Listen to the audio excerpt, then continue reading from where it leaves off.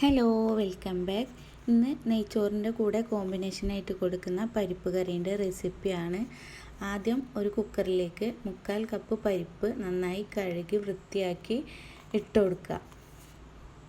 അതിലേക്ക് 10 അല്ലി വെളുത്തുള്ളിയും ആവശ്യത്തിനുള്ള ഉപ്പും 1/4 കപ്പ് വെള്ളവും 1/4 മുതൽ 1.5 കപ്പ് വരെ ആവാം, കൂടുതലായി പോണ്ട.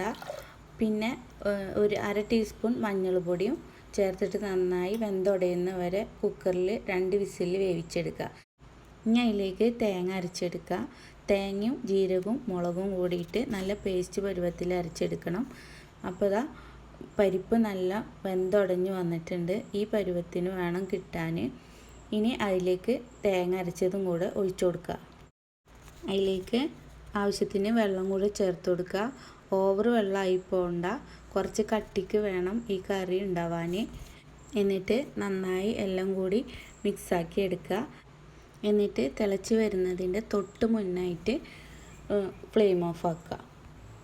ഇനി ഒരു പാൻ ചൂടാക്കിയിട്ട് അതിലേക്ക് 1 ടേബിൾ സ്പൂൺ നെയ്യും കുഞ്ഞുള്ളി അരിഞ്ഞതും കറിവേപ്പിലയും കൂടി ഇട്ട് നന്നായി മൂപ്പിച്ചിട്ട് അത് കറിയിലേക്ക് ചേർത്ത് കൊടുക്കുക.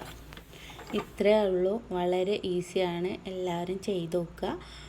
നല്ല ടേസ്റ്റുള്ള പരിപ്പ് കറിയാണ്. നെയ്ച്ചോറിൻ്റെ കൂടെ സൂപ്പർ കോമ്പിനേഷനാണ്. എല്ലാവരും ട്രൈ ചെയ്ത് നോക്കിയിട്ട് ഫീഡ്ബാക്ക് അറിയിക്കുക. വീഡിയോ ഇഷ്ടപ്പെട്ട ലൈക്ക് ചെയ്യുക, കമൻറ്റ് ചെയ്യുക. ഇതുപോലുള്ള ഈസി റെസിപ്പീസിന് ചാനലൊന്ന് സബ്സ്ക്രൈബ് ചെയ്യുക, സപ്പോർട്ട് ചെയ്യുക. Thank you so much watching. Will be back another video ഇൻഷാ അല്ലാ.